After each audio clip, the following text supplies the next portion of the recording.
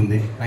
బాలనటుడిగా చూస్తున్నాం, ఇప్పుడు హీరోగా అయ్యారు. India's first super hero character కూడా మీ దగ్గరికి వచ్చింది. ఉన్నాయి సార్, కానీ మన తెలుగులో ఫస్ట్ సూపర్ హీరో మీ దగ్గరికి వచ్చింది. సో మీరు ఎలా ఫీల్ అవుతున్నారు? మీ కెరియర్ ఎలా బిల్డ్ చేసుకున్నారు? ఇంత పెద్ద లార్జర్ స్కేల్లో ఒకేసారి 10 లాంగ్వేజ్లో రిలీజ్ అవుతుంది.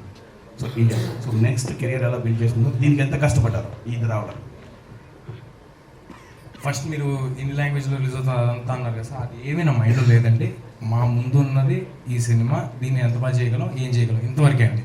నాకు బయట ఏం జరుగుద్ది అనేది పక్కన పెడితే నన్ను చిన్నప్పటి నుంచి చూసిన తెలుగు రాష్ట్రంలో ఉన్న ప్రజలందరికీ ఫస్ట్ నేను మంచి సినిమా అందజేయాలి, వాళ్ళందరూ నన్ను చూడాలి, వాళ్ళందరూ మళ్ళీ మళ్ళీ చూడాలి, ఇంతే అండి. ఇంతకు మించి అవి ఏమైనా జరిగితే అవన్నీ నాకు బోనస్లు. నచ్చిన పని చేయటమే సక్సెస్ అండి, దానిపైన ఏమైనా జరిగితే బోనస్ అండి. నేను ఆల్రెడీ సక్సెస్ అయిపోయాను, ఎందుకంటే నేను నచ్చిన పని చేసుకుంటున్నాను, అది అందరికీ నచ్చుతుంది, ఇది ఇంకా బోనస్ నాకు.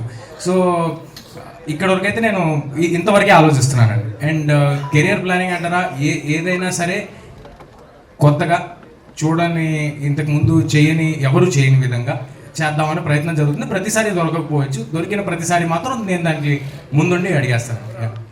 ప్రశాంత్ వర్మ గారు, ఆ టీమ్ ఎలా సెటప్ చేసుకున్నారు, ఎంత టైం పట్టింది? యాక్చువల్గా మాకు ఎక్కువ రోజులు టైం పట్టడానికి కూడా అదే రీజన్ అండి. మీరు ఇందాక మీరు మెన్షన్ చేసినట్టు కొన్ని సినిమాలకి చాలా ఎక్కువ బడ్జెట్ ఉంటుంది. సో ఆ బడ్జెట్ ఉన్నప్పుడు వాళ్ళు చాలా ఫాస్ట్గా వర్క్ ఫినిష్ చేసుకోగలుగుతారు, ఎందుకంటే వాళ్ళు పెద్ద పెద్ద విఎఫ్ఎక్స్ కంపెనీస్, ఒక ఫారిన్ విఎఫ్ఎక్స్ కంపెనీస్ వాటితో వర్క్ చేస్తారు. సో మా దగ్గర అంత బడ్జెట్ లేదు. సో మేము చాలా స్టార్టప్స్తోనూ వీళ్ళతోనూ టైఅప్ అవుతూ, వాళ్ళు కూడా చాలా టాలెంటెడ్ పీపుల్. మేము ఎవరెవరైతే టైఅప్ అయ్యామో వాళ్ళందరి వర్క్స్ చూసుకుంటూ వాళ్ళొక్కరిని సెలెక్ట్ చేసుకుంటూ ఆల్మోస్ట్ ఒక 1500-1600 షార్ట్స్ ఉన్నాయండి మూవీలో. సో వాళ్ళు కూడా మా అలాగే ప్రూవ్ చేసుకుందాం అనుకునేవాళ్ళు. సో వాళ్ళతో మేము ఒక టీం బిల్డ్ చేసుకుంటూ వెళ్ళాము.